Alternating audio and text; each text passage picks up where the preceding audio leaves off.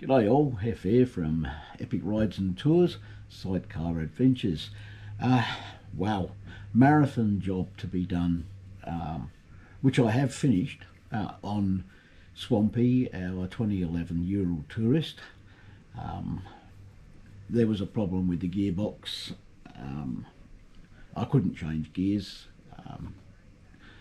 and so obviously the gearbox had to come out. Now, before that could happen, there's a whole load of other things you had to remove.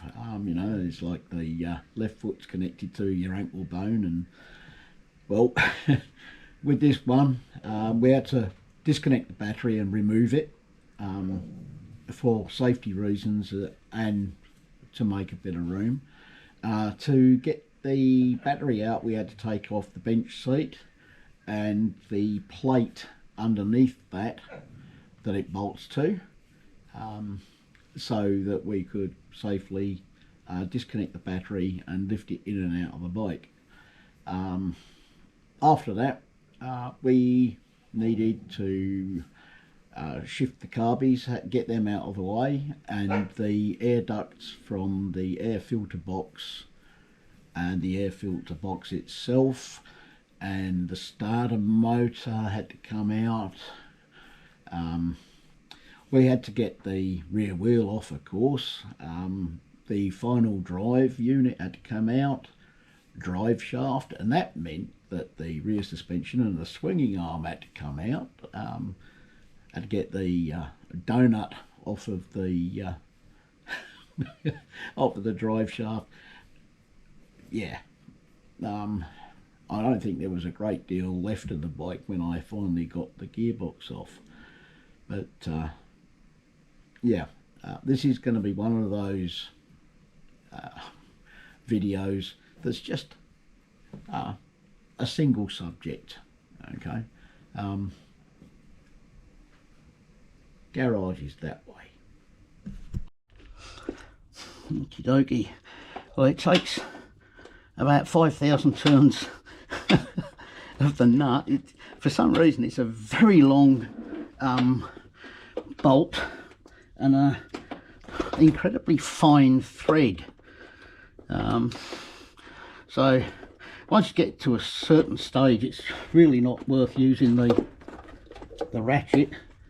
And just turn the extension bar here, and of course the nut and the socket and nut with it. There we go, finally. Not sure if I mentioned it, but by the way, that's a 17mm nut. Now,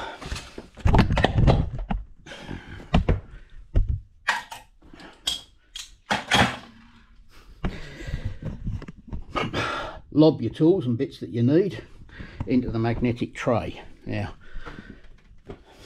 just lift that a wee bit up, and then the tabs here and here can be disconnected from these. And yeah, it's a rather simple process, but you have to fight a bit.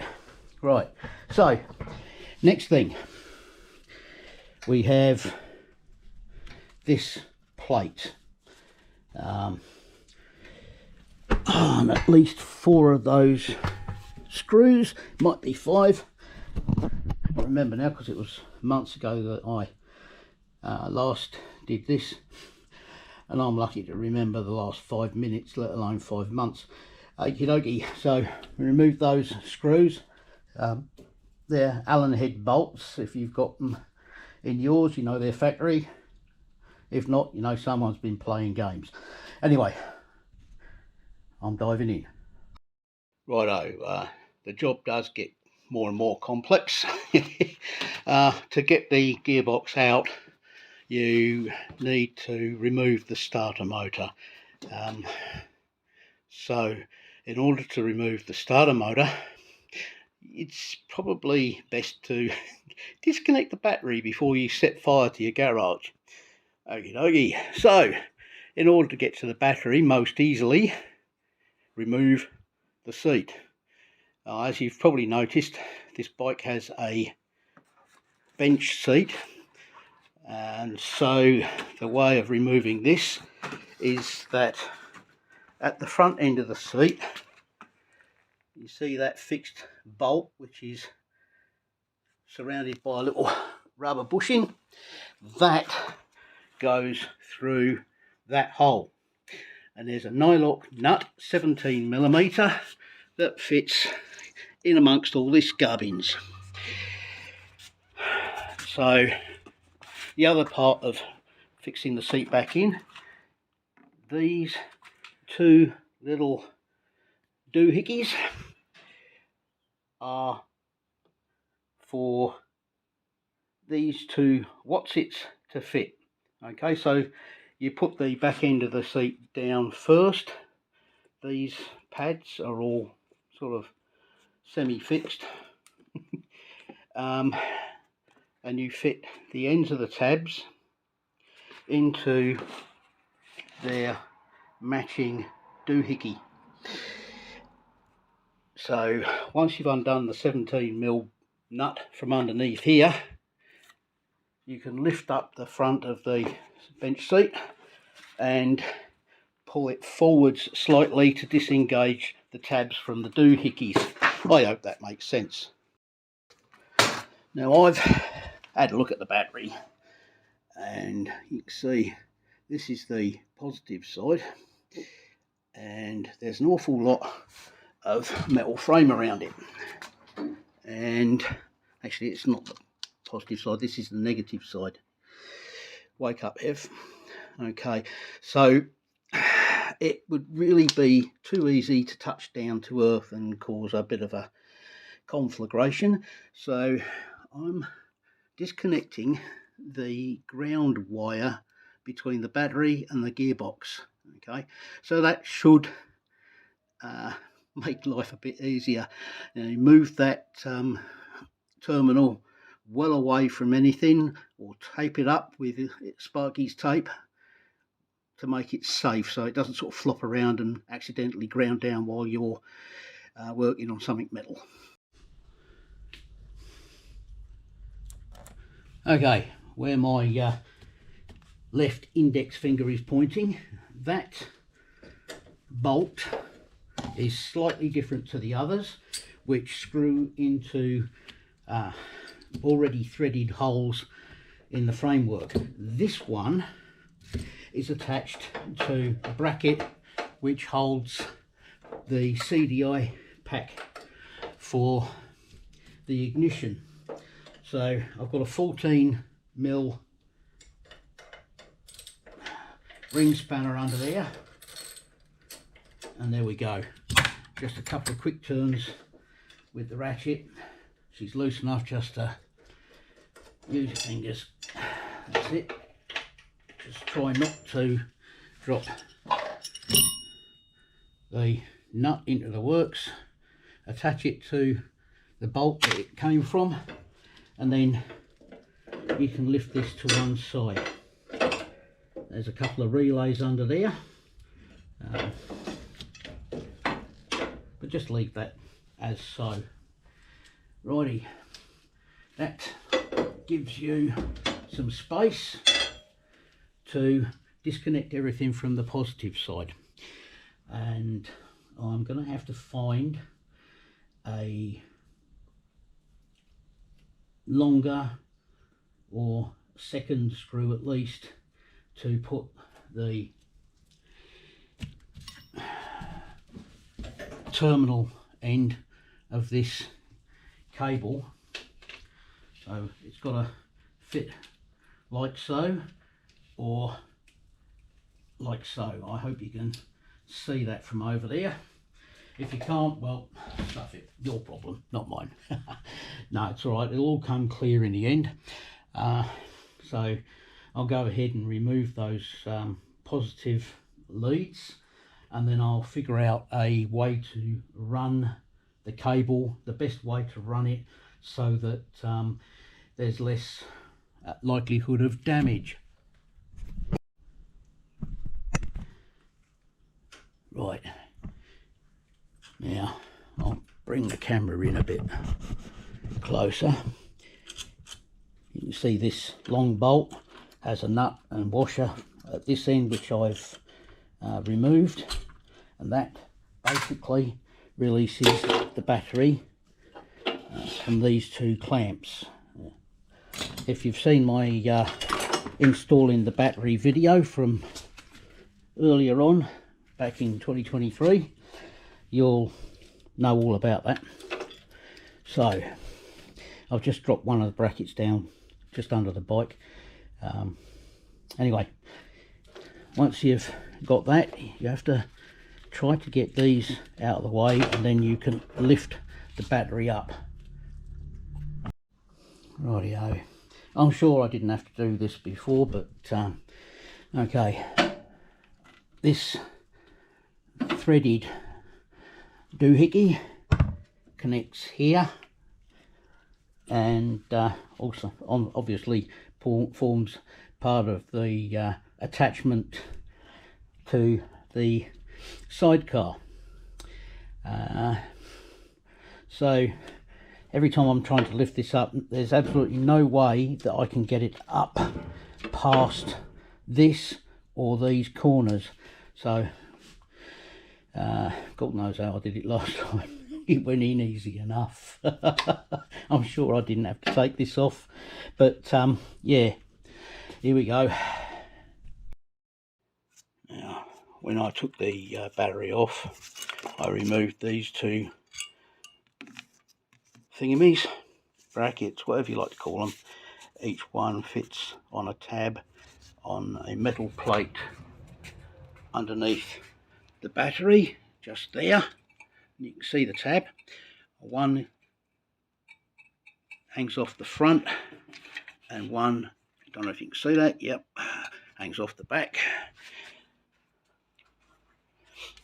The tabs that I indicated go through those, and there's a long bolt which goes through those holes, and basically you tighten that up nicely and your battery don't flop about everywhere. There's the bit that I cleaned up before, this little rubber pad which sits under the battery to protect it a bit from vibrations. But these are pretty vulnerable to rust. So I got the cordless drill out, stuck on a circular wire brush, and used it to rip all the rust off, nearly said dust, and then painted them. So yeah, they'll probably still rust out after a while, but I've given them a bit of extension on life, as I'm trying to do with the whole bike. As I pull stuff apart and put it back together, I'm making sure everything's as clean as possible. This is the gubbins that holds the battery in place. This one, as you see, has a fairly long screw on it. It took me about 20 minutes, no, probably about 10 minutes to get it to this stage where it all dropped out the way I wanted it. So what I'll be doing before I put everything back together again is sticking it in that vise and getting the angle grinder on the bugger and reducing the length of that thread. It's totally unnecessary to have a bolt that flipping long to do. Rightio, finally got the battery out. I'm sure I didn't have to do it this way last time. I didn't have the kickstart lever on before, and I think I probably removed the air filter first, can't remember, but I've got the battery out, and how I got it out was by loosening up the bolt down there that holds it in place, and removing this item which sits like that, and is held in place at this end by that nut and bolt. They were pretty tight. I'll do some investigating when I put it back together again to see if there's a specific torque I have to run on it.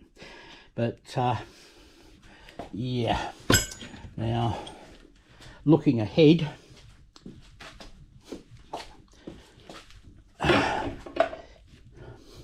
we're going to need, where did I put it? There it is.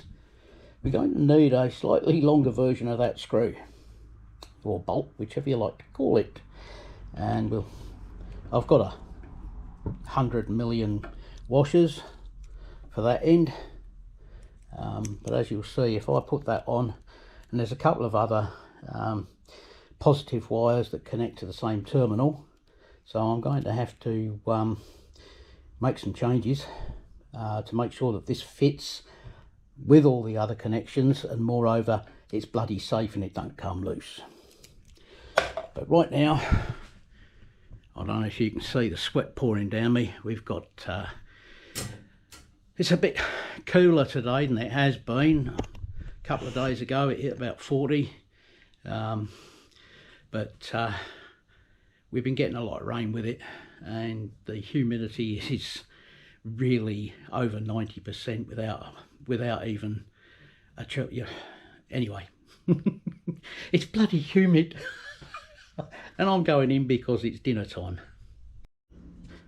Okie dokie. Well, I wish I knew where it had all gone. Every time I want some adhesive transfer tape, and if you haven't heard of it, comment down below and I will explain it to you. But every time I want some, I can't find it. So I go out and I buy another reel. And the very next time that I need it, both reels that I now possess have disappeared. And I now have a minimum of 3 reels of this flipping stuff lying around somewhere in the garage. And I know that I put it back in a place where it's safe. And we all know what that means, don't we, folks? Okay, so I'm going to put some double-sided tape on this and drop it in on top of the battery tray in the bike, and hopefully it won't move and irritate the crud out of me while I'm trying to get everything lined up. Well, there you go. Here endeth episode 1 of the marathon, War and Peace. Yeah. I hope you got some useful info out of that. Maybe a couple of ideas, like the double-sided tape to keep that rubber pad underneath the battery from sliding around, and yeah, that kind of stuff. Anyway, if you're still watching, thanks. If you like it, if you subscribe, I will be very grateful. Thank you very much, and see you next time.